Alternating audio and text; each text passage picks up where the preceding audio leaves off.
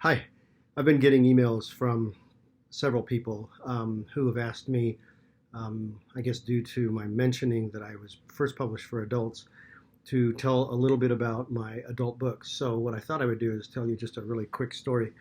I'm not good at quick stories, but I'll try. In 1996, I self published a book called My Garden Visits. And this book, I published 5,000 copies of it, not knowing that the world had never heard of me and thinking that was a big mistake because when pallets of books show up in your driveway and you realize that it's going to occupy a big part of your garage, you realize I got to get to work. So I was a corporate guy with a telecommunications company, and so my background is marketing and sales. So I went out and started hustling the book.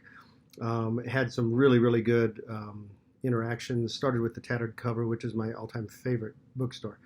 And so then the book got out there and started getting into the big chains. Borders and Barnes and Noble at the time started carrying this book with just a lot of them. And within about a month and a half, I was down to 4,700 copies gone. And so I had about 300 left. And then I got a call from a publisher, HarperCollins San Francisco's division, that was interested in purchasing the book. Had a great conversation with the chief editor there, the publisher, and she advised me to get an agent.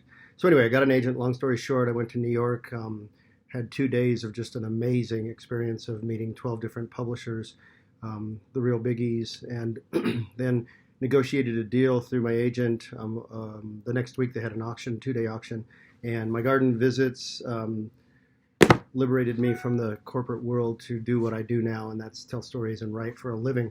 So then Random House brought this edition out, and it did very well. And then they brought the sequel to it out, which is called A Harvest of Reflections. I wrote the third book, which is the journey to the discovery of my biological family. Because in one of the reasons that Judith Kerr from Ballantine Random House picked the book up was she really liked the way I handled in one of the chapters the issue of being adopted. And so I wrote a book when I found my family, my biological family. I wrote a book about that called There All the Time. It hasn't published yet. I do think I will get it to the point where it will publish. It's a fantastic story because it's just, I had all these people that were biologically related to me, associated with me in so many different ways. It was just crazy. That's why I called it There All the Time, because they were under my nose for years and years and didn't even realize I was related to them. So anyway, the book went out of print because it was published by Random House in 1998. It had a really good run. The second book had a good run.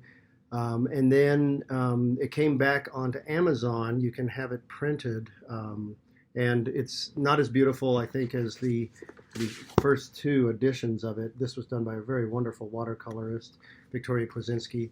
And they used her watercolors in this at Random House. And this was designed by yours truly because I just wanted to keep it out there. So it's available on Amazon. If you just Google Justin Matata or My Garden Visits, I guess you don't Google it, you just search that in Amazon. And so for those of you who are interested in reading the book, it is a exploration of a mother's love. My mom died when I was in my 20s, and I had some experiences after she died that I just had to write about. And so anyway, so if you're interested in something that's spiritual, it's a gift from God, and it changed my life, changed my family's life, and maybe it changed your life. I got letters. I have 2 cases of letters in the basement that people wrote to me. A lot of them would say, I've never told anybody this story, but your book liberated me to be able to tell the truth. And one of my favorites was I had all these stories of people who said that they were very close to their grandmothers, and after their grandmothers had passed away, they were able to feel their presence in their life. And one woman told me about sitting out on her front deck and rocking in a chair, and the other chair rocking, and she just knew it was her grandma. So, wow. I mean, I've never experienced that myself, but I certainly don't doubt other people's experiences. So anyway, that's the story of how I got started in this business. It started in 1996, got published by Random House in 97, brought my first children's book, Old Lady Griselda, out in 98, and it continues to be one of my best-selling books. So anyway, I hope you've enjoyed this, and if you're interested in my adult stuff, please look at Amazon.com. I think I'm going to try to get A Harvest of Reflections up there as well, and so I hope you enjoy it.